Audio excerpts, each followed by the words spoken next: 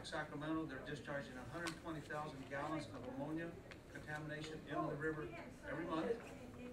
They're discharging the equivalent of over 300 gallons of a pyrethroid insecticide into the river every month.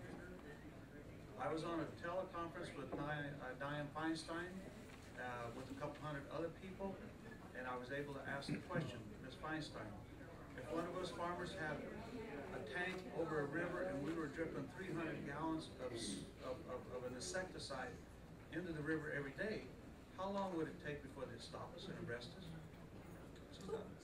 Probably within 6 hours. The problem with these, we're creating a hostile environment where these species have to repopulate. The Endangered Species Act and the lack of these species to reproduce is what's shutting our water off. It's a selective and abusive application of the Endangered Species Act that they're targeting us and ignoring other problems that are having an impact on it. Is it the only impact? No. But it is a significant one. I've never had spent time to the Delta, ever. When we took a trip up there, where they got the GPS coordinates where they're discharging the sewage in there.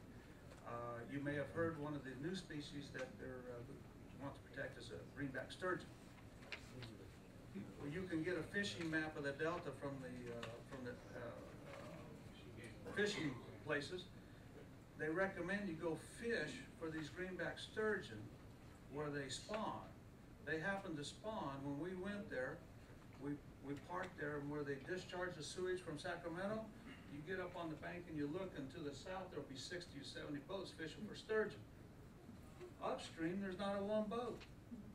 They're nothing but garbage bears feeding on the sewage effluent that they're discharging. And they might survive, but in this hostile environment, is that going to be good for offspring?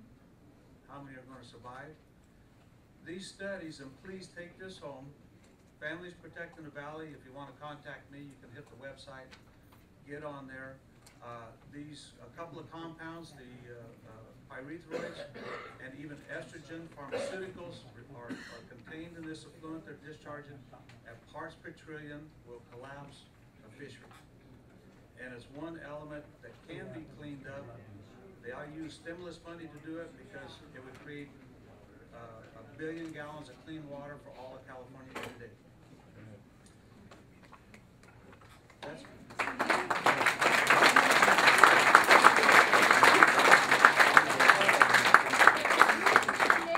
all right. Yeah, let me get to that. I keep telling you, gotta take your gloves off, Russ. Yes. First off, I want to thank, we have a gentleman back there in the back that went with us to the Delta before he ever announced that he was going to be a candidate for Congress. He rode with me and some other people when we came in from the west side at another water rally. We came through the city of San Joaquin, where he partners up with a lettuce processing cooling plant that is 80% vacant. They don't have enough product running through it. A lot of his people that usually work for him are not employed. And we went through the city of San Joaquin on the day that they were handing out food from China to the people that normally work for him. And I want to thank Mr. Andy Bidak. He's here today.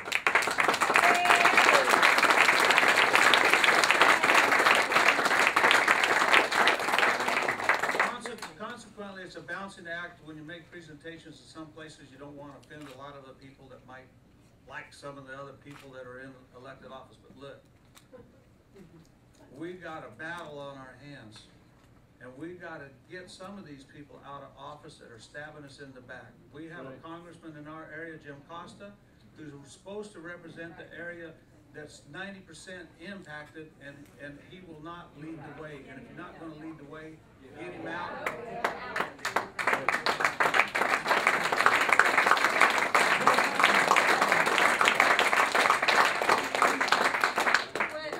Yes, I'm going to, and the other names where we get no help in California, we can't get any done through the U.S. Senate because we got two people, Diane Feinstein and Barbara Boxer, who's up for election in November. And yes, she's got to go because we need some help. We can't get a U.S. Senator to say that we need help here. How can we go to any other senator across the United States and get any one of them to stick their neck out when our own senators are stabbing their own residents in the back? That's right. What about Nancy Pelosi? Nancy? And George Miller. Yes. Nancy Pelosi, we actually had an opportunity this last, in 2009. Devin Nunes proposed legislation that would have turned the pumps on back in June, I think. 7 times. But the first time they had bipartisan support, the bill was going to pass, folks. It was gonna pass. They had a lot of congressional delegates from California, Democrats, Republicans, across the board. They called for a recess. Nancy Pelosi and George Miller called for a recess. They went out and intimidated people to reverse the roads, and it lost. We can win, but we need to provide the motivation for these politicians to do the right thing, and some of them got to be replaced, and the other ones need to know they better do the right thing or they're going to be gone. And we're going to start with some others. Our area: Jim Costa, Dennis Cardoza, Nancy Pelosi, George Miller. In Southern California, you got Grace Napolitano, Joe Baca, Loretta Sanchez, Linda Sanchez. Our contingent in Southern California, those people are directly misrepresenting you. That's right. They're voting against turning the water on that goes to you. You people in Southern California are paying for water just like Paul Sahota, and you're not getting it. This is outrageous, and we need to stop it in November. Are these names on your website? So I don't know. You went a little fast. Our Families Protecting the Valley, for the information who voted against the bills, you need to go to Devin Nunes' website, because Families Protecting the Valley, we got to remain non-political per se. This is Russ Waymeyer speaking as a citizen and a farmer who has given up his ranch, and our families hope that we love to farm. It's like Paul said, it's in your blood. You want to do it, you love it. And they've taken a lot of that opportunity away from a lot of people. And I don't want to see it go over to the east side of the valley where Al and Ashita lives. That economy's been established for 60, 70 years, folks. And we're not prepared for the, it'd be the Dust Bowl number 2. We're gonna open this up to questions. I wanna thank Russ. Good job, Russ.